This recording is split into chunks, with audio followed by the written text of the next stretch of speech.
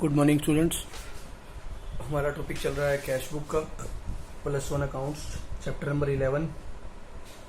ठीक है, तो अभी तक आप लोगों ने सिंपल कैश बुक और डबल कॉलम कैश बुक को कर लिया। आज हमारा पैटी कैश बुक स्टार्ट हो रहा है। देखिए, सिंगल कॉलम और डबल कॉलम के बाद एक छोटा सा टॉपिक आपका आता है petty cash. Petty cash book पहले मैं आपको बताता हूँ होता क्या है।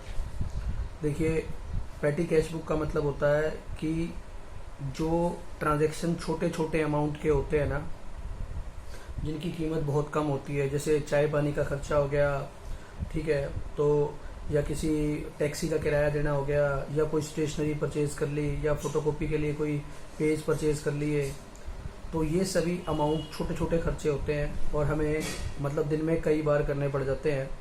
तो अगर इन सभी एक्सपेंडिचर का रिकॉर्ड एक हमारा मेन कैशियर रखेगा तो ट्रांजैक्शन बहुत ज़्यादा बढ़ जाती है। तो उन ट्रांजैक्शन को कंट्रोल करने के लिए, मतलब हमारे जो मेन कैशियर है, जो मेन अकाउंटेंट है, जो काम करता है, अगर वो ये छोटे छोटे अमाउंट कैश निकाल के देगा और उनकी ट्रांजैक्शन को रिकॉर्ड रखेगा तो ये ट्रांजैक्शन दिन में बहुत सारी हो जाएंगी और हमारा जो कैशियर है वो ओवरबर्डन हो जाएगा। तो इन चीज़ों से बचने के लिए हम एक अलग से बुक तैयार करते हैं, उसको बोलते हैं पीटी कैश बुक।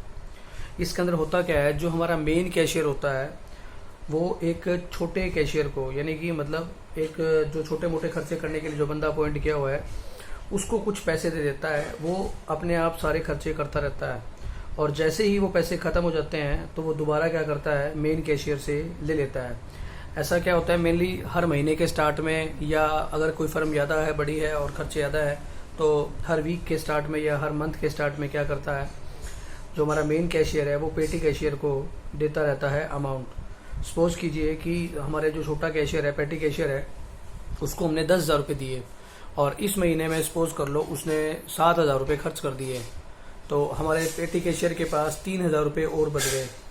तो 1 तारीख को जो आगे आने वाला महीना होगा, उस 1 महीने के लिए, 1 महीना पूरा हो गया अब हमारा, तो उस 1 तारीख को वो क्या करेगा, 3,000 रुपये उसके पास ऑलरेडी अवेलेबल है, 7,000 रुपीज़ और हमारा मेन कैशियर क्या दे देगा, पेटी कैशियर को दे देगा अपने खर्चों को करने के लिए। अगर बीच में भी खर्च हो जाते हैं पैसे तो वो मेन कैशियर से ले सकता है। ठीक है, तो इसे हम बोलते हैं पेटी कैश बुक। अब मैं आपको पढ़ के बता रहा हूँ इसमें है क्या। कहता है, in every business of whatever size a large number of small payment such as for postage charge, जैसे हम कोई सामान भेजते हैं, पोस्टेज का कोई लेटर वगैरह भेजते हैं, स्टेशनरी का खर्चा, बस का किराया, टैक्सी का किराया और कार्टेज। बस फेयर का मतलब बस किराया, टैक्सी किराया। कार्टेज का मतलब होता है किसी चीज़ को लोडिंग अनलोडिंग करने का खर्चा। हैव टू बी मेड मतलब ट्रक को लोड करते हैं, गाड़ी को लोड करते हैं। These payments are generally repetitive in nature, ये खर्चे हमारे को बार बार रिपीट करने पड़ते हैं। If all these payments are made by the cashier and are recorded in the main cash book, the cashier will be overburdened with the work and the cash book will also become very bulky। और अगर ये सारे के सारे cashier अपनी main book के अंदर रखेगा तो हमारी कैश बुक ओवरबर्डन हो जाएगी और हमारा कैशियर भी ओवरबर्डन हो जाएगा अपने काम से। And the cash book will also become very बल्की, और जिस कैश बुक पे वो मेंटेन करेगा, बल्कि का मतलब बहुत भारी हो जाएगा, क्योंकि उसके अंदर ट्रांजेक्शन क्या हो जाएंगी, बहुत ही ज़्यादा हो जाएंगी। To avoid this it is usual to appoint an employee as petty cashier. इसको से बचने के लिए इसका एक आसान तरीका है कि हम एक पेटी कैशियर को अपॉइंट कर लेंगे। He is interested with the task of making small payment say below 1,000 and records them in a separate book called petty cash book. हम उसे क्या करते हैं, अपनी छोटी मोटी पेमेंट करने के लिए, सपोज करो बिलो जो 1,000 से कम की जो जितनी भी पेमेंट है, ठीक है, उनके लिए एक सेपरेट बुक बनाने के लिए दे देते हैं, जिसे हम लोग पेटी कैश बुक कहते हैं। मतलब एक अमाउंट तय कर दिया कि 1,000 रुपये से नीचे की जितनी भी ट्रांजैक्शन होगी वो हमारा पेटी कैशियर क्या करेगा, रिकॉर्ड करेगा। तो ये था हमारा पेटी कैश बुक। तो पेटी कैश बुक एक ऐसी बुक है जिसके अंदर हमारा जो मेन कैशियर है वो एक पेटी कैशियर को क्या करेगा, ट्रांजेक्शन्स को करने के लिए पैसे देता रहेगा, जिससे कि वो ट्रांजेक्शन अपने आप ही करता रहेगा। नेक्स्ट बोलता है impress system of petty cash book. इस सिस्टम को हम लोग इम्प्रेस सिस्टम बोलते हैं। इम्प्रेस सिस्टम के अंदर क्या होता है कि एडवांस में ही पेमेंट कर दी जाती है, जैसे मैंने अभी आपको बताया था, ताकि पेटी कैशियर अपने खर्चों को करता रहे। जैसे ही मंथ का एंड आता है या उसके पास पैसे खत्म हो जाते हैं तो मेन कैशियर से डिमांड कर सकता है। आइए देखिए, under this system the petty cashier is given a definite sum, say 10,000 at the beginning of certain period. This amount is called imprest amount. Imprest का मतलब हो गया एडवांस अमाउंट दे दिया। The petty cashier goes on paying all expenses out of this impressed amount and record them in the पेटी cash book maintained by him.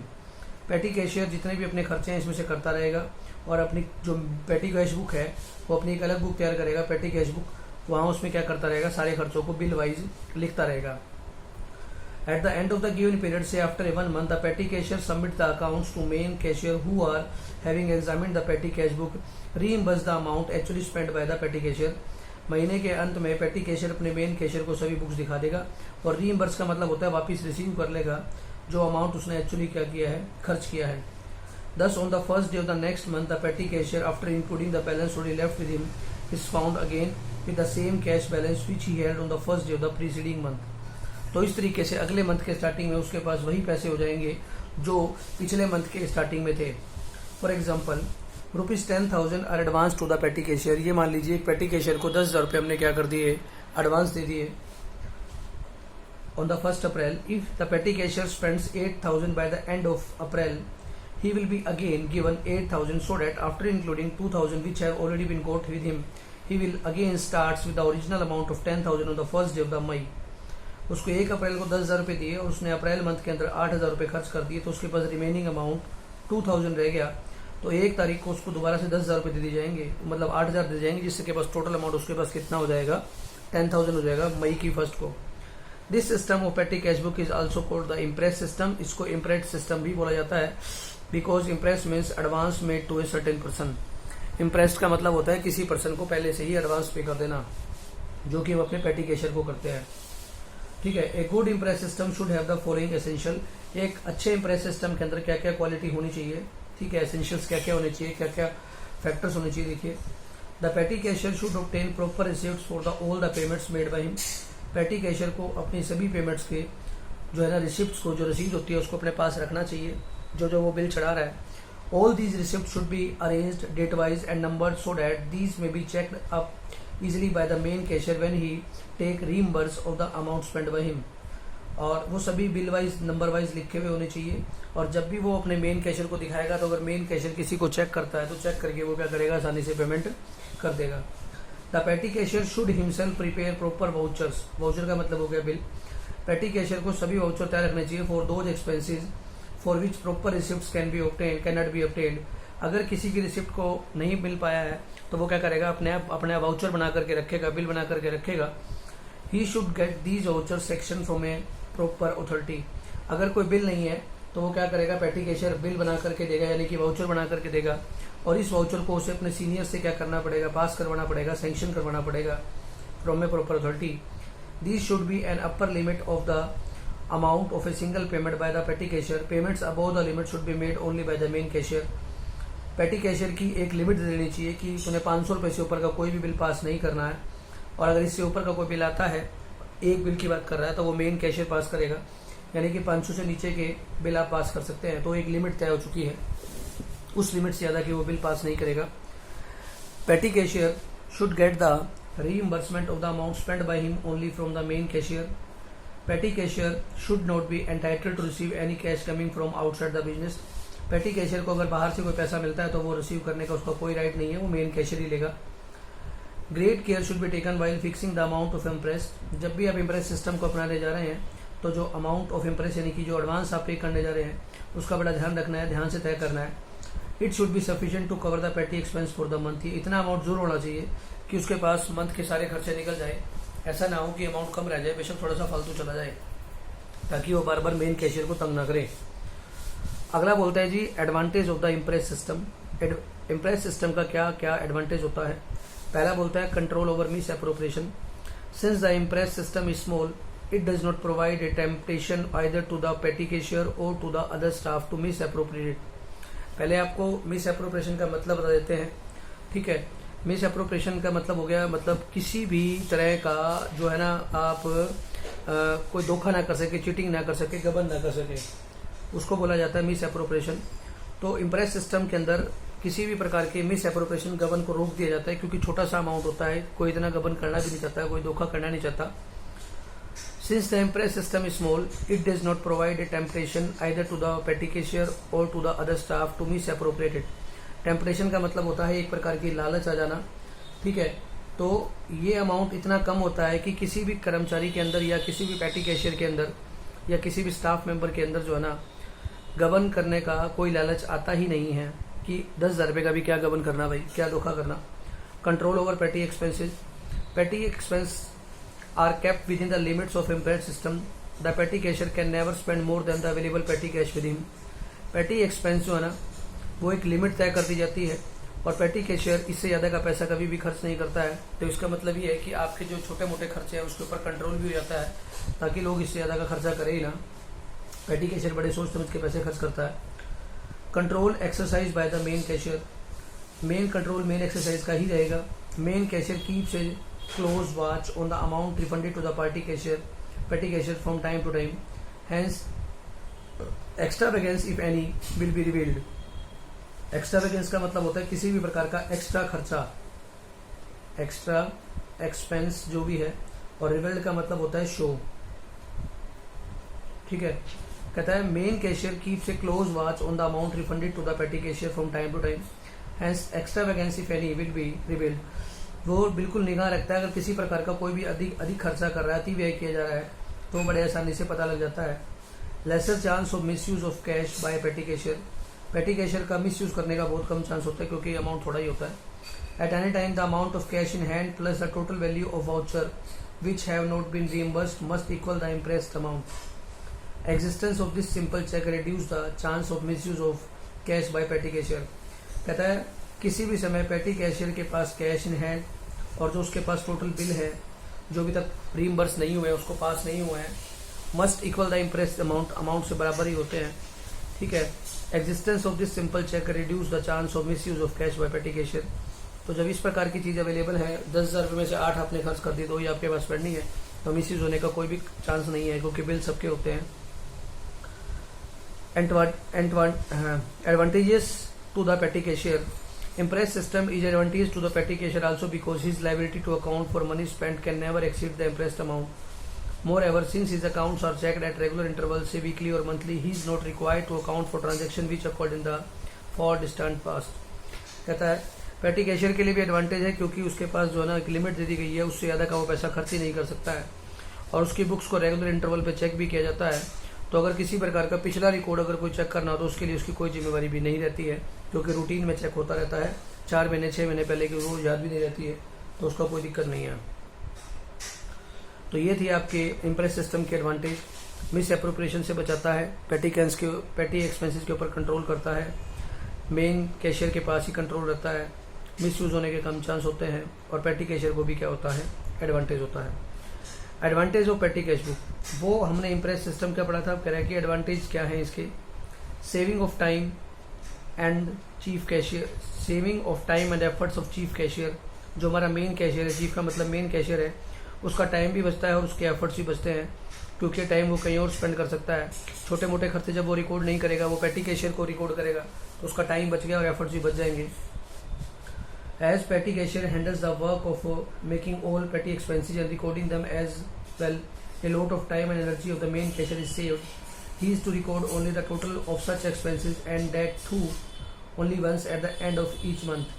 कहता है कि उसका टाइम भी बच गया और एफर्ट्स भी बच गए क्योंकि उसे सारे खर्चों का केवल एक बिल आ जाएगा।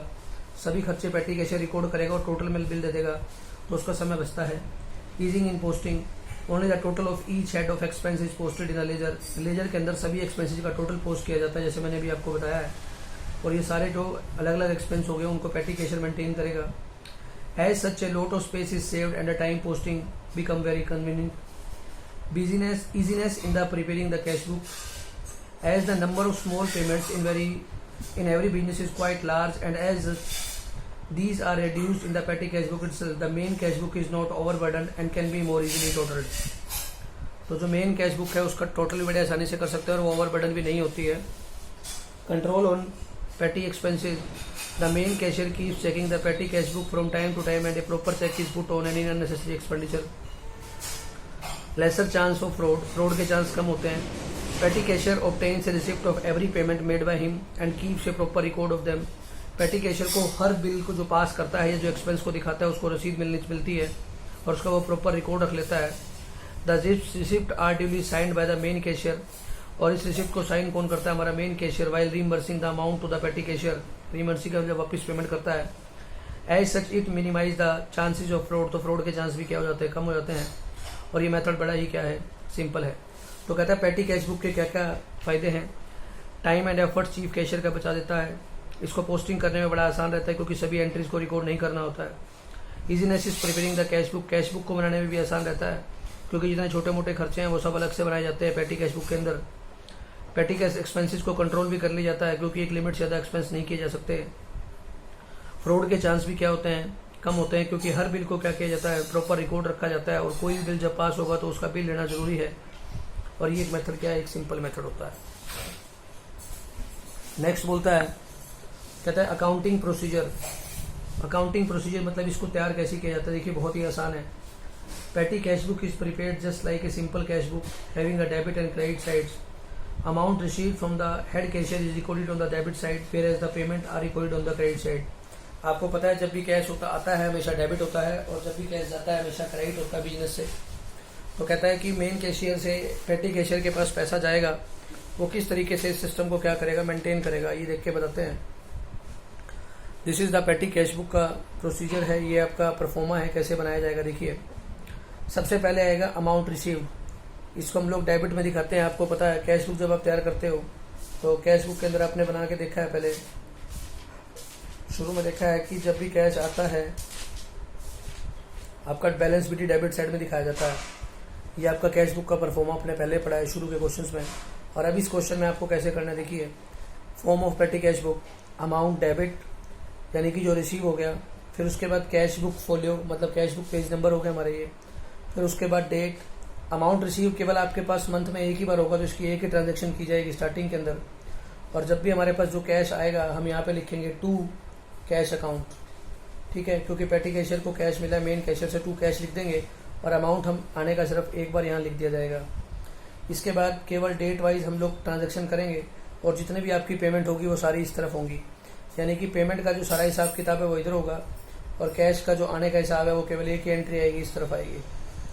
ठीक है, हमने यहाँ पर क्या कर रखा है, जो हम पेमेंट करते हैं हमने अपने एक्सपेंसेस को अलग अलग हेड्स में डिवाइड कर दिया है। 5 अलग अलग हेड में हमने क्या कर दिया, 6 अलग अलग हेड में हमने क्या कर दिया, इसको डिवाइड कर दिया है। सबसे पहले आप पर्टिकुलर लिखते हैं जो दोनों का कॉमन रहेगा, आने का भी और जाने का भी। वाउचर नंबर मतलब बिल नंबर। टोटल पेमेंट्स, जो टोटल पेमेंट करेंगे वो यहाँ लिखेंगे, लेकिन उस पेमेंट को आइडेंटिफाई हम लोग क्या क्या करेंगे, अलग अलग हेड्स में करेंगे। हमने 6 अलग अलग हेड बना रखे हैं, जिसमें सबसे पहला आता है पोस्टेज एंड कोरियर। कहता है अगर आपका कोई भी पोस्टेज का काम आता है या कुरियर करने का कोई भी काम आता है तो वो सब पोस्टेज एंड कोरियर में लिखे जाएंगे। कोई भी वेज अगर पे करते हो आप तो वेजेस में लिखी जाएगी। कन्वीनियंस कोई अगर आता है, मतलब कहीं ट्रैवलिंग का खर्चा आता है, बस फेयर आता है, बस का किराया आ गया जैसे, ठीक है, तो वो आप कहाँ लिखेंगे, कन्वीनियंस के अंदर लिखेंगे। बस का किराया आ गया, ट्रेन का किराया आ गया, ये सभी किराए आप कहाँ लिखेंगे, कन्वीनियंस के अंदर लिखेंगे। ठीक है, इसमें आप टैक्सी किराया, बस किराया, ऑटो फेयर लिख सकते हैं। पोस्टेज एंड कोरियर के अंदर आप लोग पोस्टल का खर्चा, कोरियर का खर्चा, कोई स्पीड पोस्ट करते हैं आप तो स्पीड पोस्ट का खर्चा भी कहाँ आएगा, पोस्टेज में आएगा क्योंकि पोस्ट कर रहे हैं। ठीक है, किसी स्टैंप का खर्चा आ गया, स्टैंप ड्यूटी आ जाती है, वो भी हम कहाँ लिखेंगे, पोस्टेज में लिखेंगे क्योंकि बिजनेस में यूज होती है लगातार। फिर आपका आ जाता है कार्टेज का काम, कोई भी कार्टेज आ जाता है, लोडिंग अनलोडिंग आ जाती है या कैरिज आ जाती है। ठीक है, या कोई रेलवे का कार्टेज आ जाता है, रेलवे कार्टेज यहाँ लिखा जाएगा, रेलवे का फेयर कन्वीनियंस में लिखा जाएगा। फेयर का मतलब होगा किराया, ट्रैवलिंग एक्सपेंस वगैरह, और कोई भी रेलवे का मतलब कार्टेज आता है तो वो कार्टेज में जाएगा। फिर स्टेशनरी के अंदर आप पेन परचेज कर लिया, पेंसिल परचेज कर लिया, नोटबुक परचेज कर लिया, या आपने कोई एनवलप परचेज कर लिया। देखिए एनवलप को जो परचेज करेंगे वो स्टेशनरी में आएगा, एनवलप को जो पोस्ट करेंगे तो वो खर्चा पोस्टिंग में आएगा। एनवलप का खर्चा अलग लिखा जाएगा और पोस्टेज का खर्चा अलग लिखा जाएगा। और इसमें से अगर कोई भी खर्चा नहीं आता है तो वो सब मिसलेनियस में जाएगा। जैसे अगर आप किसी को दान दे देते हैं, या आपने कोई अपने बिजनेस के लिए साबुन वगैरह परचेज कर लिया, ठीक है, कोई भी आपने जो रिफ्रेशमेंट का खर्चा कर दिया, कोई आपने फोटो स्टेट करवाई है, फोटो स्टेट ना तो स्टेशनरी में आएगी और ना ही पोस्टेज में आएगी, ध्यान रखिएगा। किसी प्रकार का आप मतलब ऑफिस के अंदर सफाई वगैरह करवाते हैं तो वो खर्चा भी यही लिखा जाएगा। ठीक है, तो ये आपके सारे छोटे छोटे खर्चे आते हैं जो आपको अलग अलग होट्स में क्या करना है, डिवाइड करने हैं। ठीक है, अब मैं आपको इसका पहला क्वेश्चन करके बताता हूँ जिससे कि आपको सारे चीज़ों का आसानी से पता लग जाए। मैं आपको फिर से एक बार रिपीट कर देता हूँ कि आपने खर्चों को डिवाइड कैसे अलग अलग किया है। बहुत ही आसान है, बस एक बार एक करके देखिएगा। सारे के सारे 4 क्वेश्चन ही ऐसे, चारों के चारों क्वेश्चन आपके सॉल्व हो जाएंगे। देखिए कहता है सबसे पहले आपके पास अमाउंट रिसीव आएगा जो कि आपको मेन कैशियर देगा। कैश बुक फोलियो आपके पास आ जाएगा, इसका कोई यूज़ नहीं है। डेट में हम लोग लिखेंगे जिस डेट को हमारे को कैश रिसीव होगा और जिस डेट को कैश पे किया जाएगा, और उसकी डिटेल हम पर्टिकुलर्स में लिखेंगे। फिर वाउचर नंबर, बिल नंबर आ गया। टोटल जो भी पेमेंट की जाएगी वो यहाँ की जाएगी। और फिर उसके बाद हमने 6 अलग अलग हेड बना दिए। इस साइड डेबिट है और ये सारी टोटल पेमेंट आपकी कहाँ आती है, क्रेडिट साइड में आती है। आइए देखिए आपको बताता हूँ। कहता है प्रिपेयर ए पेटी cash book on the imprest system from the following particulars. आपको क्या करना है, एक पेटी कैश बुक तैयार करना है इम्प्रेस सिस्टम का यूज करते हुए। Received 10,000 from the main cashier. आपने 10,000 रुपये मेन कैशियर से रिसीव किया है, तो आपके पास जब भी कैश आएगा तो आप क्या लिखेंगे। देखिए 1 जुलाई को पैसा आया था तो आपने 1 जुलाई को लिख दिया टू कैश अकाउंट, और जो पैसा आया है वो आपने लिखा डेबिट साइड में। ठीक है, ये आप देख सकते हैं ये अमाउंट रिसीव डेबिट साइड में आ गया। कैश बुक फोलियो का यूज़ नहीं, डेट में हम लगातार यूज़ करेंगे, पर्टिकुलर में डिटेल लिखेंगे, वाउचर नंबर का कोई यूज़ नहीं। टोटल पेमेंट में जो भी आपके पास पेमेंट की जाएगी वो यहाँ लिखी जाएगी। जैसे मैं आपको अगली बताता हूँ। अगला आ जाता है परचेज स्टेशनरी। अब इसने क्या बोला है कि स्टेशनरी को परचेज किया है। अब अपनी बुक में देखते रहिएगा, मैं बोलता जाऊँगा यहाँ से। अब आपको पता है स्टेशनरी, तो आप स्टेशनरी जब भी पेमेंट करते हैं हमेशा बाय से दिखाते हैं, और कैश जब भी आता है टू से दिखाते हैं। तो कैश जब भी आएगा आप टू में दिखाएंगे, और जब भी पेमेंट करेंगे आप किसको दिखाएंगे, बाय से दिखाएंगे। क्लियर। तो अब आपने स्टेशनरी का खर्चा के पे किया है तो स्टेशनरी को आप टोटल पेमेंट में दिखाएंगे। लेकिन स्टेशनरी आती कहाँ है ये आपको पता होनी चाहिए। स्टेशनरी आती है आपकी स्टेशनरी के अंदर। आपने 6 अलग अलग हेड बना रखे हैं, उनमें से एक आपका क्या आ गया, स्टेशनरी। मैं एक बार फिर से रिपीट कर देता हूँ। पोस्टेज एंड कुरियर का खर्चा, वेजिस का खर्चा, कन्वेंस का मतलब ट्रैवलिंग एक्सपेंस, बस किराया, रेलवे किराया जो भी आता है, कार्टेज का खर्चा, चाहे रेलवे कार्टेज है तो भी कार्टेज में ही आएगा, और स्टेशनरी का खर्चा। वेजिस आपको मालूम है वेजिस में जाएगी। चैरिटी आपको पता है ना तो पोस्टेज में है, ना वेजिस में है, ना कन्वेंस में है, ना कार्टेज में है और स्टेशनरी में है। ये एक आपका मिसलेनियस खर्चा है, तो ये सीधा कहाँ जाएगा, मिसलेनियस एक्सपेंडिचर के अंदर जाएगा। ठीक है। फिर आपका आता है सोप भी इनमें से किसी में नहीं आएगा, सीधा मिसलेनियस में जाएगा। जो खर्चा इनमें नहीं आएगा सिंपल सी बात है वो मिसलेनियस में जाएगा। ठीक है। न्यूज़पेपर भी मिसलेनियस के अंदर जाएगा। टैक्सी का किराया, टैक्सी फेयर कह रहा है, तो टैक्सी का किराया है तो वो टैक्सी फेयर कहाँ जाएगा, कन्वेंस के अंदर जाएगा। कार्टेज किस में जाएगा, कार्टेज में जाएगा। पहले खर्चा यहाँ दिखाएंगे और बाद में मेन हेड में दिखाएंगे। पोस्टल का एक्सपेंस कितना है, 600 पोस्टेज में जाएगा। ऑटो फेयर कन्वेंस में जाएगा। कुरियर सर्विस कुरियर में जाएगी, यानी कि पोस्टेज एंड कुरियर में आएगा। ठीक है। स्पीड पोस्ट चार्जेस ये भी आपका कहाँ आएगा, स्पीड पोस्ट किया है तो वो भी कुरियर किया गया एक प्रकार का। ठीक है। वेजिस आपका वेजिस में, कार्टेज में। रिफ्रेशमेंट का खर्चा मिसलेनियस में जाएगा। फोटोस्टेट का खर्चा मिसलेनियस में जाएगा आपका। पेन पेंसिल मिसलेनियस में जाएंगी। वेजिस में जाएगा। लोडिंग और अनलोडिंग चार्जेस मैंने आपको पहले बताया था कार्टेज में जाता है, ये कार्टेज में चला जाएगा। आपकी टोटल पेमेंट यहाँ हुई है, और अलग अलग जो आपने खर्चे पे किए इन सबका बिल यहाँ बनाया हुआ। टोटल खर्चा आपका बन गया 8,400। इन सबको टोटल करोगे तो 8,400 बनेगा। आपको महीने के स्टार्टिंग में 10,000 मिला था, और इस 10,000 में से आपने 8,400 माइनस कर दिया, मतलब पेमेंट कर दिया। तो बाय बैलेंस सीडी आपको पता है बाय से ही बैलेंस करते हैं 1,600 रुपये, और फिर इसको आप आगे ले जाते हैं तो इसी के नीचे लिखेंगे टू बैलेंस बीडी 1,600 रुपये। और अब आपके पास अगले मंथ के स्टार्टिंग के अंदर 8,400 और रिसीव हो जाएगा, तो आप लिखेंगे टू कैश अकाउंट। मैं फिर से रिपीट करता हूँ। देखिए सभी खर्चों को पे कर दिया, 8,400 आ गया। इन सब खर्चों का टोटल 8,400 आएगा। आपके पास मंथ के बिगिनिंग में 10,000 रुपीज़ थे, उनमें से 8,400 माइनस हो गए, तो आपका रिमेनिंग बाय बैलेंस सीडी कितना रह गया, 1,600 रह गया।